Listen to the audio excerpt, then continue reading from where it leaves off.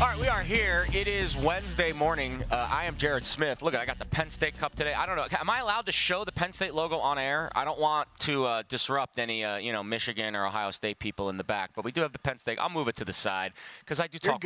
I talk with my hands a lot, and I think the worst possible thing I could do is knock that cup over and cause chaos here at the D. This is the D Resort and Casino in downtown Las Vegas. It is a very exciting show planned for you.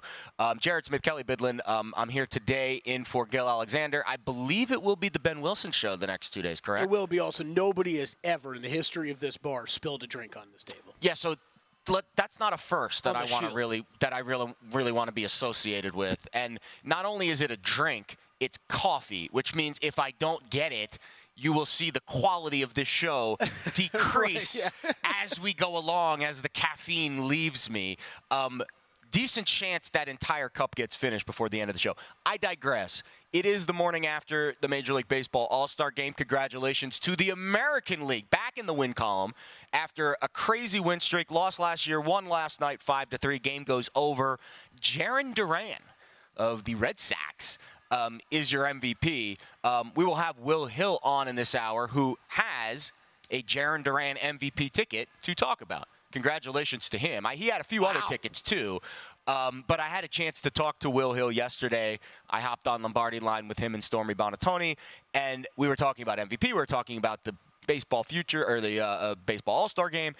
And I said, man, 5-3 has been a really popular score, in baseball this year, and that feels like the right score tonight. I'm probably not betting the under. I think the Nerfie's overpriced, but I think it hits, and I think a reserve player wins the MVP because typically baseball games get decided at the end of the game.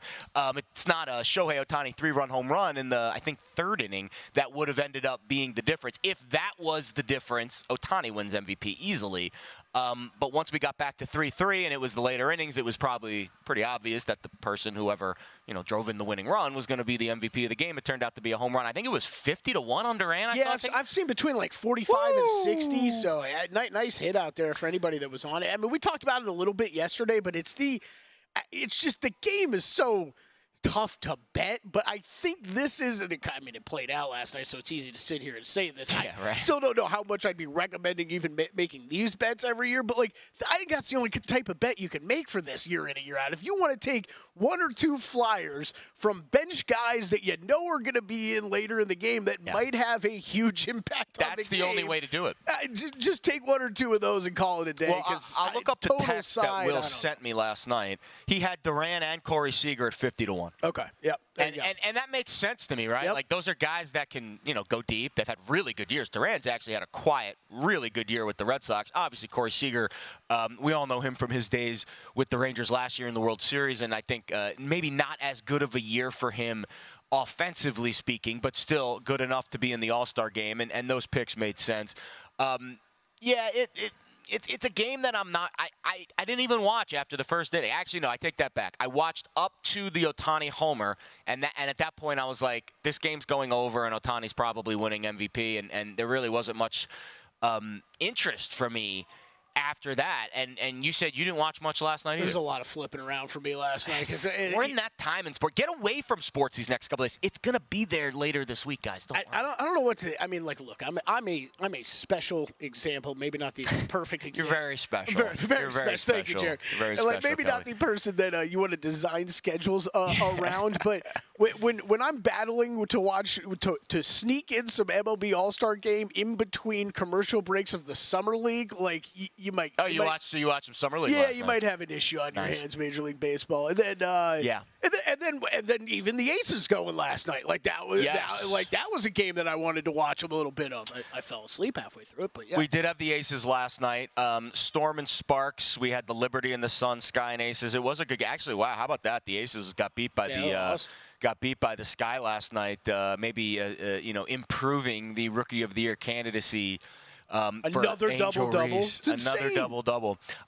We will talk a little. Actually, I don't think we're going to. I'm not sure if we're going to talk any WNBA in the show. We might get there at some point. But coming up, this is a stacked show. I'm actually excited. It's a 2-hour show, so we have 8 segments in 4 each hour, and we have half of them filled with guests. And it's a great job by my counterpart here, Kelly Bidlin. Sia Nejad's going to come on at the bottom of this hour, host of the Monumental Sports Network's gambling show. He does a lot of other good work with that network. We're going to talk, I think, a little golf, right? We got the Open Championship coming up. Open with Sia, yep. Starts on Thursday, and then I mentioned Will Hill coming up also in this hour. We'll kind of touch them all with Will. We'll get some baseball. Maybe we'll get into some NFL as well. And then the next hour, really excited about these 2 guests in our final hour, or actually 3 guests. 2 in one segment and then 1 separate. So kind of a group guest segment coming up. Our last segment, the 2 folks that host the Oddball podcast on the DraftKings Network, Charlotte Wilder and Amin El Hassan, will hop on. And then really at the bottom of the next hour, Chris Felica, really excited to talk some college football with the Bear. He will be in studio. So how about that? We have 2 in-studio guests coming up in our final hour. And it's going to be a slam-packed show. So we mentioned the All-Star game. Congratulations to the American League. Congratulations to Jaron Duran. Game just barely sneaks over the total by the hook. But we digress, because to me now, baseball is in the rearview mirror for at least a couple of days. I am going to act like we are not in the middle of a baseball season, and I'm going to try to catch my breath and catch up on some of the other headlines, because let's be honest, we're, I would say, 2 weeks away from training camp really starting to get going. I think we have a Hall of Fame game starting really soon. I think actually training camp starts next week, and then the Hall of Fame game is in 2 weeks. I might be off a little bit on the timeline there, but football season. You got rookies starting to report this week. Wow. I mean, football season is here, guys. And the big news that we got yesterday came from a veteran, not from a rookie, out west here in our neck of the woods in the Pacific time zone, San Francisco's we'll call him a disgruntled wide receiver. I think it's fair at this point to call Brandon Ayuk a disgruntled wide receiver. Officially requested a trade yesterday out of town. I have a couple thoughts on this story. I think the first thought is, yes, he deserves to get paid. Yes, I think the Niners would like to pay him. I just think it's one of those situations that is going to be very difficult to be ironed out. The Niners are in a tough spot. They have a lot of mouths to feed. I don't think they can pay Debo and Brandon Ayuk, and I just think one of them is going to leave town. This is what happens in the NFL with the salary cap. This is not an original story. It will not be the last time this happens. It's definitely not been the first time that a team has drafted really well, collected a lot of good young talent, and has struggled to keep that young talent past the expiration of their rookie deal. I'll put things in perspective for you, which is the only thing I can do. I don't know when Brandon Ayuk is going to be traded. I don't know who he's going to be traded to. That is not something that I have the ability to forecast. I can tell you where he'd be a good fit. I can tell you where I'd like to see him go. But these situations are very tricky because it is all propaganda. To me, when a story gets released like it was yesterday, it is direct from the source of Brandon Ayuk's agent, and it is calculated. The reason why it was released yesterday is calculated. I don't know why, but everything surrounding these types of situations are calculated. These players have PR teams, unless you're Lamar Jackson, surrounding them, comforting them, insulating them from all of the outside noise. And whenever the trigger needs to be pulled, this was released yesterday, and now we're going to have this firestorm, frankly, for the next, I think, week or two until the Niners veterans report.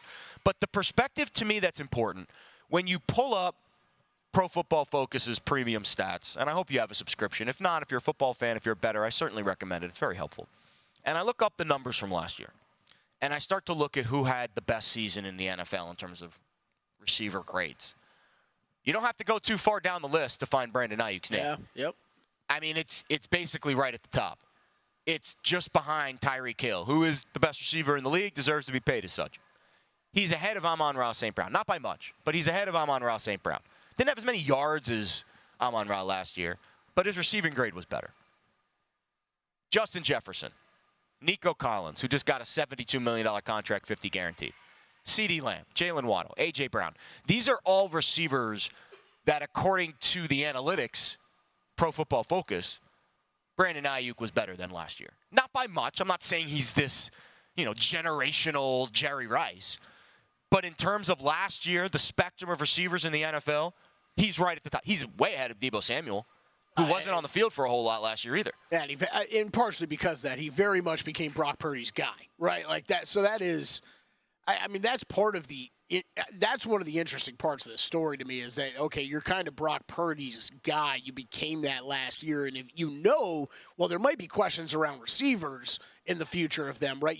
Brock Purdy is the future at quarterback right now for the San Francisco 49ers. So how much do you want to do to make sure that guy's happy for years to come? That's the interesting part of this. But man, it's a tough spot. Players find themselves in this all the time, right? Like you're up against the end of your rookie deal. You want to get paid not just more, it's a lot more, right? And you would expect he's going to get more than Collins. Yeah, who got a lot. Yes, and from a team perspective, like you said, you got a lot of mouths to feed, and that's not. That's not just with making sure the ball gets around. It's with money getting around too. So. I don't know. It's a tough spot, and I think when you hear a report like this, Jared, it's because the people on the inside know that there's actually been teams calling now and asking about him, and we have seen those reports out there. But San Francisco, it's really tough. What are you going to be able to get in return for a guy who's on the last year of his deal? I think you're getting not much for him. Maybe you've got a shot to get something for Deebo. And maybe that's the only way to really get Ayuk signed. Tricky situation, not really something I have context on until we get more news. All right, coming back, we will touch on some baseball futures. It'll be the only baseball we talk today. Stay with us on Numbers Game.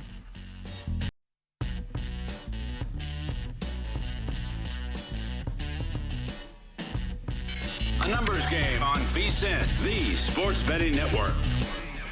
All right, we are not doing that read. It's okay. No read in this segment. This is live TV. This is a numbers game. I'm Jared Smith in for Gil Alexander today. Kelly Bidlin is here with us as well. Very excited to get to our guest at the bottom of this hour. We're going to talk a little golf with Sia Nejad of the Monumental Sports Network. Also coming up this hour, Will Hill, VSiN contributor. He's going to very excited to chat with him about his big win last night on Jarren Duran and ask him why. He decided to ask him, what was the inspiration there when you just, I don't know. I think he's a Yankees fan. I know he's from the Connecticut area, so maybe he could be a Red Sox fan, I guess, too. I'm actually not sure Will's fan affiliation. He's a Yankees fan. He's a Yankees fan? Yeah, he's a Yankees fan. I don't talk about this. I was actually talking to my friend about this yesterday, and he asked me if I was excited to watch the All-Star game, and I said, I guess I'm excited to watch Judge and Soto in the first inning. And he's like, why, are you a Yankees fan? And I'm like, yeah. And then I thought about it, and I'm like, why do I really care how they perform in the All-Star game? Like, some people actually do sit there and watch their players, of their teams in the All-Star game, and they think it's going to impact something later. Yeah. Like, oh, well, if this guy wins the MVP, well, that's good news for No, it's not. And also, final gripe before we get into some baseball numbers, they need to do something about the uniforms. Oh, those were so bad last night. Can you just wear your team's uniform? Yeah, I saw people talking about that on Twitter last night. Or didn't even Manfred get asked about it, I guess? Well, I understand why you don't want that to be the case in the NBA. Because they're playing on the same floor, and it's like one guy's wearing a Wizards uniform, the other guy's wearing like a Knicks uniform. The blue matches, and they're on different teams, and I get that. And there's passing involved, right? Like you have to pass to each other. There's movement and contact involved where you're in close proximity to where it can be confusing because certain uniforms look similar. It's just the way that it is. It's not like the center fielder's going to wave off the right fielder and be like, wait a second, whose team is he on? Right. But in baseball, they're all in their own little area, and they don't go anywhere near each other for the most part, except for when they're on the bases, when there's no real obvious confusion about who's who. Didn't they do it once? Like just do like the regular uniforms, but outline them in gold or something like that. Put a patch on there. That's all you need. And it goes back to my original point. the fans of the teams are tuning in to watch their players. They want to watch the team's uniforms. They want to see the swag that they're used to watching throughout the course of the season. Instead, they've got the highlights on now on MLB Network.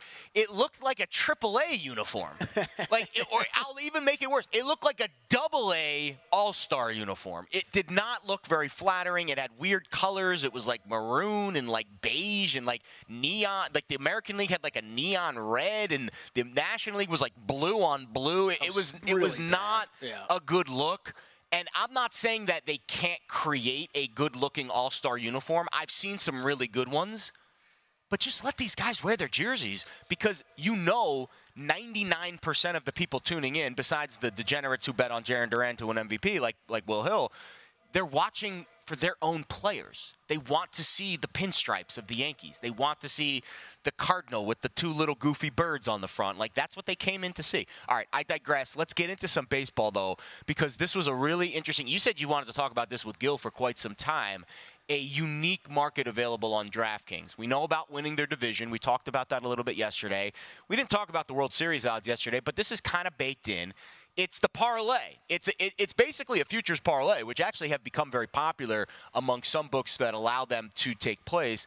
It's win the division and parlay win the World Series. Yeah. Is there a reason why this market intrigues you? Because you said you wanted to talk about it with Gil over the last few weeks. And I brought that up because, as we mentioned yesterday, I think this is a great time to, if you've got the time and desire to go out and bet some MLB futures markets. One of the tough things about doing that through the course of the season, right, is you don't know you can't count every night that they're going to be up and reposted, right? And that every market is. Yep. DraftKings right now, it's like everything you've seen from the beginning of the season throughout the season is kind of back up there and reposted now. So these haven't been up often. That's why we haven't really gotten to it. But I think it's an interesting way of, okay, if you've got a couple teams that you're looking at to win the World Series, or the ones I missed, they even have this up for division and league championship as well. I like that. Or is it in season specials, playoff what is it? Is there a column that it's team under? Futures and then futures specials. Futures specials. Yes. So again, that's always interesting when you're now.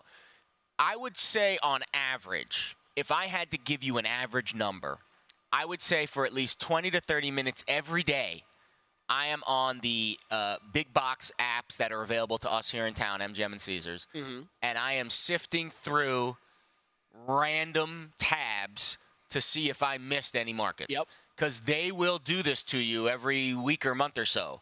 They will throw something up there to try to get your money. I saw it last night, and I'm not saying they're doing it maliciously. It is their job to create – they call it product. We call them bets. They call it product. The more product they have on their site, the more money that they can make. That's just the way business works, right? If you work at Amazon, you want to get as much crap on the Amazon site as possible so people can buy it. It doesn't mean that they have to buy it, but if it's there, it's available to buy. So I would recommend everyone do that if you're, like me and you don't really have a life, you just like to gamble. Go through your apps and you might find something that you're like, wow, I didn't even know this existed. And it's this fantastic bet. I think the way with some of the offerings that are available these days, it's unbelievable. The way I talk about it often is just like you might have the idea to make one bet in mind, but you might find a different market that actually makes more sense to make that bet. And that might apply to these, Jared, right? So if you are, you're looking at some of these teams to win the World Series, and we can just kind of go through the ones at the top. Okay, the Dodgers. If I want to go and bet them just to win the World Series, yes, it's plus 330, plus 340 for them to win the division. Why don't you just do that? And I think the top two teams on this list are basically locks to win their division. Okay, so I was going to ask you that. So you're getting an extra 50 cents on the dot. The Phillies are 5-1 to win the series. You're getting 50 cents on the Phillies. The Phillies are 10 games up right? There's like 10 games up. The odds of them losing that division. And if they do lose that division, they would have to play so poorly in the second half that you would not feel comfortable winning the World Series. Correct. Yeah. Good point. That's a good way to say it too. But they're 8 up in the loss column with like 60 to play. And then Yankees Orioles, like that one's a toss up. That's a race. But let's say you feel you're very bullish on one of those teams to win the division. I'd almost kind of like reverse it, right? You're really bullish on one of them to win the division. Well, they're probably going to be live in the AL then to win the American League, get to the World Series. You're getting a much better price, obviously, in this than what you're going to get on them to win the division. I mean, yes, it is obviously way more of a gamble than the Dodgers-Phillies, but still, that's a big price bonus if you're really bullish on one of those two teams. So there's two things that stand out that I'm quickly, and I love when you put this stuff in the show because I can just let I would say call it quasi-computer brain. I don't have like a real computer brain like Steve Fezzik does. He's like an actuary. He actually has a computer brain. My brain is like a baby computer. It's like a Tamagotchi, basically. It has a little bit of processing, but it's not quite at the level that a real computer has. The Orioles obviously stand out because I do think they're going to win the division. They're 8-1 to win the World Series. They're 13-1 in this market. And they're not, you're not getting $5 of extra juice on them to win the division. Like, I think they are going to win this division, and I think that obviously makes them very live to win the World Series. Right. Here's who I wouldn't bet on. Yes. The Astros. That's good. The Astros. Okay. Because they're 15-1 to win the World Series. They're 16-1 in this market. Yeah, you're just betting. Yeah. You're basically, and also that race in the ALS is pretty tight right now. Like, there's no you gap. got 3 teams possibly involved. Yeah. There's not a lot of gap there. So I think a lot of times with these markets, the index markets, when I say index markets, I mean multiple results. Over, under, 2-result markets, a little bit more cut and dry. When you're dealing with these index markets, you have to make basically 10, 15 different handicaps. Mm-hmm. You have to not only handicap the team that you're betting on, but the teams around them in the odds and to say, is this too high, too low? To me, that's kind of, I kind of group these into tiers where I would stop at the Orioles. Like, the Orioles are my top tier and above. I would be interested in the Orioles. I don't think the Yankees win the division, so I don't like them. The other two teams I'm very interested in because they're basically shoo-ins right now. They're both odds on to win their division. Down past the Orioles, I ain't betting the Astros. I ain't betting the Brewers. I don't even think the Brewers are going to win the division, even though they're odds on, even though they're 4 games up right now and no chance to win the World Series. So you have to make the distinction first if you think this team can win the World Series. To me, you have to go backwards here. Yeah. You can, like, the division odds is the bonus. Sure. That's the cherry on top. I want the division to be a slam dunk. I want a Phillies. I want a Dodgers. And if I think that team can win the World Series, which to me is the main part of this handicap, I'm willing to work backwards and get a few extra pennies on the dollar to get, because it's not a market that I'm really interested in betting, but if I was, Dodgers, Phillies, Orioles. I think those are I was just kind of scanning through. You're not getting enough bang for your buck on some of those other teams. That's where I would stop the list is after the Orioles. If you're one of those teams, the AL East, you're high on, sure, go ahead. The top 2 make sense, though. They make sense. I don't know if those other teams are going to win their division, and so that's where the second part of the handicap, I struggle. All right, we'll talk a little golf on the other side. See you in Ajad, Monumental Sports Network, a numbers game.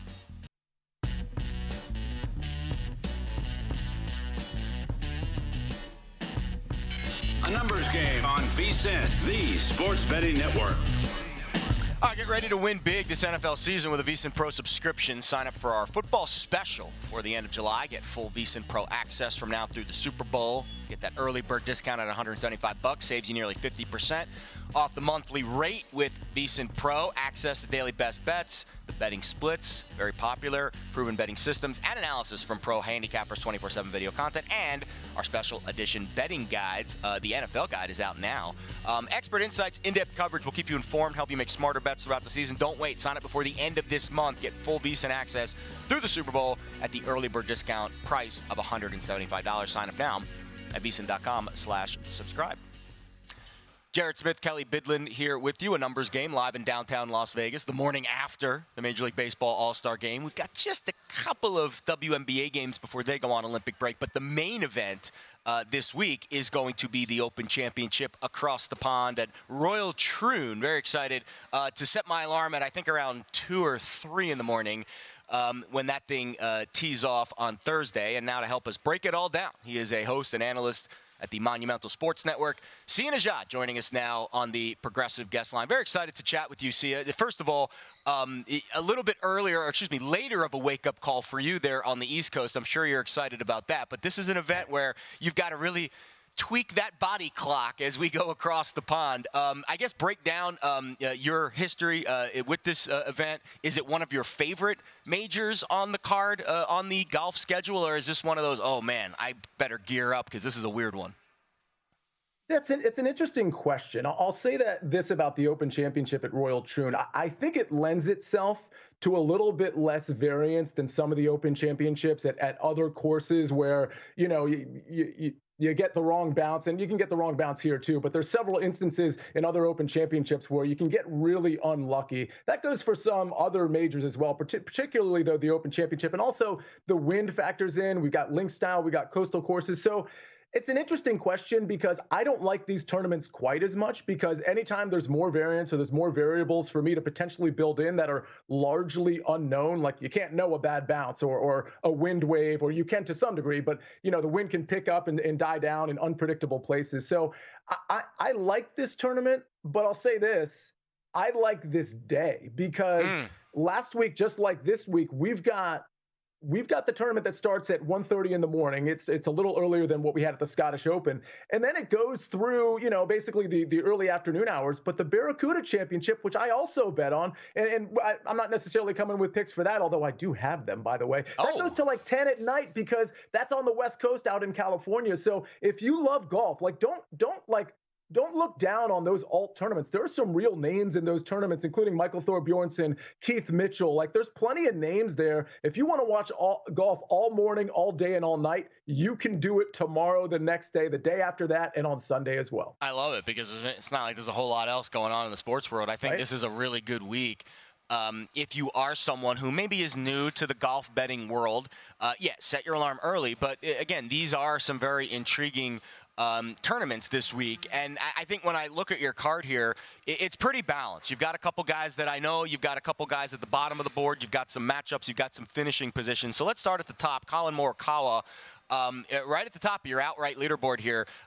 Anything intriguing about Morikawa this week that pushed you to make a wager on him? Yeah, it's the state of his game right now. And I'll tell you, my outright card, you're going to see it right here. You see it on the screen. You're going to hear it in a second. And it's a little unorthodox because I've peppered the long shot board because I think there's value there a little bit more than I normally do. Like last week, I had 3 outrights total, including long shots. This week, I have 7 because like 4 to 5 of them, actually, you could say all 6 out of 7 are long shots. The one that's not a long shot is your first question here. It's Collin Morikawa. Why do I like him at plus 1,600? I honestly think he should be like plus 1,200, plus 1,400. I still like that number at plus 1,400 because some books have adjusted it down. The state of his game right now, ever since the PGA Championship in early May, has been so good. He's gained across every single metric almost every single time, and you just can't say that about everybody else. You can say it about Rory in large part. You can say it about Scottie Scheffler, but then it's Collin Morikawa. And then you look at their odds compared to Collin Morikawa's, and I just see way more value.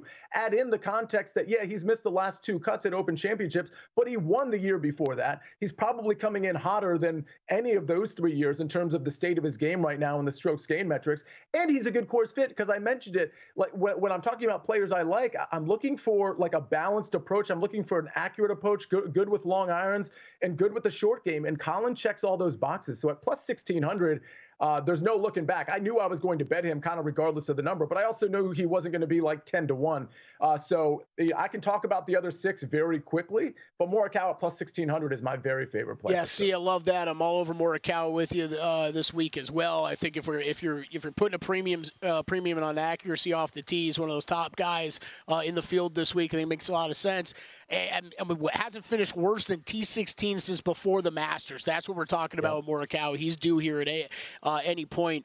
Masters finished T3, PGA T4, U.S. Open T14, so he's played the majors well here as well. There's one name on your card that stuck out to me that I'm interested to see how some people like yourself handle this week, and it is Patrick Cantlay. You're getting at a long price with a little bit of an unknown coming into this tournament. What led you to making that bet? So here's my take on superstars. This is a general take that I always have. I am willing to, and maybe he's not a superstar in people's mind. Let's just call him stars because people are going to take umbrage with the superstar label, and I totally get that. But when it comes to stars, when it comes to the talent level that Patrick Cantlay has, I'm willing to take them regardless of what their form has been previously. Now, in Cantlay's case, the form was really bad, right? But if you look at the last 2 tournaments, oh my gosh, this looks like the old Patrick Cantlay. And you might say to yourself, well, that's just a 2-tournament sample size. But that goes back to just the general axiom that I have about these star players. And that's that I don't necessarily need a big sample. I might need a big sample size with, Hank Lebioda or some guy that's like not really generally on the PGA Tour. But when it comes to Patrick Cantlay, I don't need much of a sample size. I've seen him ramp it up over the last 8 rounds, over the last 2 tournaments, and look like the old Patrick Cantlay. And if he is the old Patrick Cantlay, well, his number shouldn't be 45-1, should it? It should be 20-1 tops, maybe 16 or 18-1. So I feel like I'm getting tremendous value at anything north of 40, and you can find him at plus 4,500. It's also part of the reason I'm playing him in DFS, because not a lot of people are going to want to click that button. And I just think he can give you can play a lot of chalky guys, and he can give you the ownership leverage you need, because not a lot of people want to play Patrick Cantlay. I'll just mention Shane Lowry's another guy. I just think he's a really good course fit. We know he's good on link-style courses, and he's good on this side of the pond, obviously, but we know he can also really get hot with the putter. And as far as the Collin Morikawa type build, the Collin Morikawa type player, I'm just going to mention my long shots in that same vein. And 3 out of 4 of them remind me a lot of Collin Morikawa. Corey Connors at 70-1, Aaron Rai at 80-1, and Akshay Bhatia at 110-1. All of these guys can hit fairways. All these guys can get hot with the putter to varying degrees. Aaron Rai has certainly added a putter to his bag over the last few tournaments. Corey Connors is Collin Morikawa light, and I do think he's live to win this tournament potentially. Akshay, good in the wind, has been very good lately. Has kind of flooded away on Sundays, but it's 110-1. The only other guy that doesn't necessarily fit that mold, and this is the 7th guy, and again, a lot of these are 70-1 or longer, so I'm just sprinkling on these guys just so everybody knows. I'm chasing Adam Scott and what he did last week. I don't necessarily think he's the best course fit, but the form last week kind of reminded me of where he was at earlier this year. I don't want to say he's a big game hunter, but he certainly looked like that last week at the Scottish Open. So it's 70-1. I'm willing to speculate. Sia Nejad, host and analyst of the Monumental Sports Network, joins us now, talking a little Open Championship, which starts Thursday at Royal Troon. I noticed Brian Harman also on your card, of course, the defending champion. Put him in a matchup here with Max Homa. Were you surprised at the odds? Because to me, when I just look at the, if I just close my eyes and think about those two players, I would rank Homa in front of Harman. But I guess the course layout here and maybe Harman's experience across the pond pushed you across the finish line with this bet. Yeah, both those things are true. Those are both things that push me across taking Harman here. But the thing is, the state of Homa's game is just bad, and I don't think it corrects itself out here. Brian Harman obviously won the Open Championship at a different course last year, but the long and short of it is he does fit that sort of Collin Morikawa mold. He's a grinder. He'll keep it in the fairway. The approach play and the putting can get hot. Homa's been bad with the driver, and he's just been kind of bad in general. I think this line is telling you something, because you're right. Max Homa has the name recognition. Brian Harman kind of does, but not as much as Max Homa, and yet Brian Harman is still a minus 125 favorite. That should tell you all you need to know about how the market is treating these two. 100% agree. Usually when your eyes tell you something that your brain is like, I don't know if I agree with that. Sometimes that's the market's way of trying to push you in the right direction. Well, we appreciate your time. Sia, good luck with the early wake-up calls this week and the Open Championship card, my friend.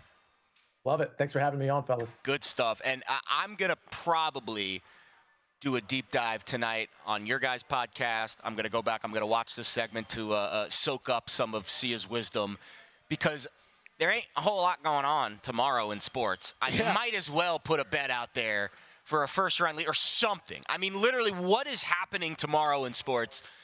I could take the day off gambling. You could do that. You could do that. But that's probably not going to happen. So let's not bet on that. Full long shots up now. Wherever you get your podcast, we're also up on YouTube if you want to watch the show yesterday with Wes Reynolds, myself, and Dave Ross filling in for that. How about that? Will Hill filling in with us next. A little baseball futures talk. Stay with us on A Numbers Game.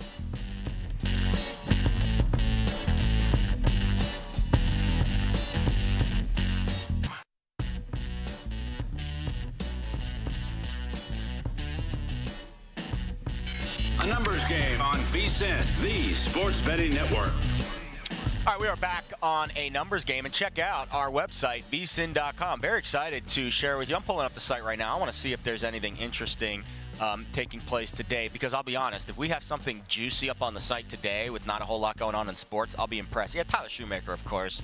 Your VSiN Pro subscription gets you his best bets, odds, and predictions for July 17th. Lou Fittacaro checking in, too. A little MMA on the card. And that is the centerpiece story right now on VSiN.com. I don't know the names of the fighters, Lemos Jandaroba, but hey, it's an MMA match, and if Lou Fittacaro is betting on it, I want a piece. Head to VSiN.com, check it out. All right, we are back here on a numbers game. Jared Smith in for Gil Alexander today. Ben Wilson will be with you tomorrow and Friday. Kelly Bidlin's been here all week. He's stuck here no matter what, no matter who's hosting. He is unfortunately in for the long haul. Hey. Right, Kelly? You feel good about that? That's right. In for the long haul, baby. I love it. Hey, man, I love doing shows with you, Jared. Honestly, we were talking about this the last time we were connected. We don't get to do these often. It's whenever Gil kind of takes his hiatus and they kind of slide me in. But we always get productive reviews. I always get positive reviews when I do the show because it's a different audience, right? And we got a lot of great tweets yesterday. If you want to tweet us, I'll get your tweet on the show. Just, tweet us something, appropriate, and we'll talk about it on the show. We had some good chatter yesterday about Madden and college football. Like, we always have interesting off-topic discussions because we're both from similar parts of the country, similar age groups. It's an ambiance. It's a vibe. Speaking of all of those things, let's bring in our next guest. He's a VSiN contributor. His name is Will Hill. You can follow him on social media at @NotTheWillHill. And Will, while it's probably feeling a little heavier today because we were chatting last night, I had a chance to talk to you and Stormy on Lombardi Line yesterday. We were going back and forth about the All-Star game. I feel like I didn't bet it, but I should have, because I said, man, 5-3 feels like the right score. That's why 7.5 is kind of a tight number for the total there. And then, oh, by the way, if you're going to bet on the MVP, you should probably pick a reserve, because that's usually when the games get decided in Major League Baseball. And both of those things come to fruition, but you were smart enough, my friend. You picked the right reserve last night. Yeah, I mean, I talked about, I think, on my pod the other day, just threw out a few guys. Seager was the one I gave out on a Lombardi Line, took a shot on Brian Reynolds. Duran or Duran? I always get confused with Duran. Yeah, Duran was in there, so did cash a little on that. But good call by you, 5-3. I don't know if you have the winning Powerball numbers for today or tomorrow. I'll take whatever. But I was thinking the whole time because it was right on 5-3. And it was a weird game where the scoring, nobody scored until the third, and nobody scored after the fifth. So if you knew just that, you'd say, man, the under is going to be a hell of a bet. And I guess there were some 8.5s when it opened. I know there was 8 Sunday when I bet out, so I was just happy with a push.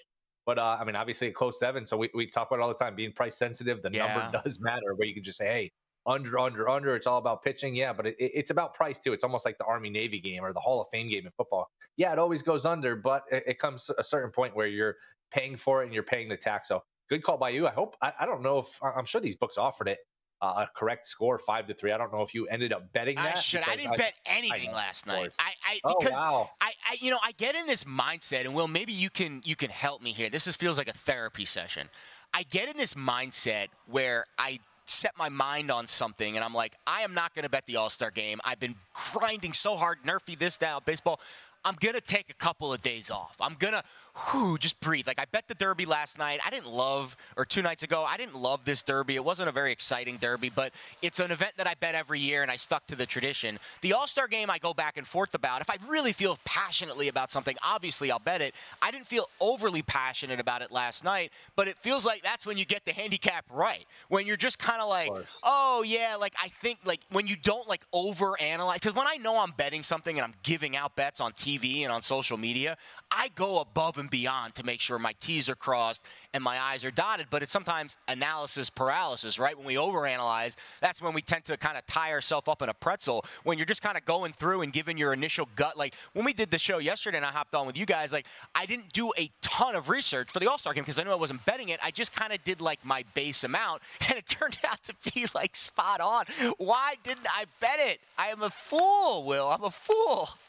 Have you thought about what you possibly could have gotten on the correct score at 5-3? I don't even want to know. It probably would have been a nice one. I don't know if you would have had to pick the right team, you probably would. I think books offer it, but you have to pick. I could have gone both sides. You could have both. Yeah, I could have gone both sides. Not to rub salt in the wound. That's how it works for everybody, though. Everybody's like 70% on their leans. You know that. Come on. Oh, yeah. I would say it's more like 90%. All right. Let's get into some leans, or I would say some more solid leans, as we get to the second half of the season, because you messaged me before you hopped on here, and one thing you messaged me really stood out. And this is where I'm at right now. For the next 48 hours, we get the next 2 days to kind of breathe before we get back to baseball on Friday. I am excited to go through a lot of statistics, mostly on the team level. You're talking about it a little bit more on the player level.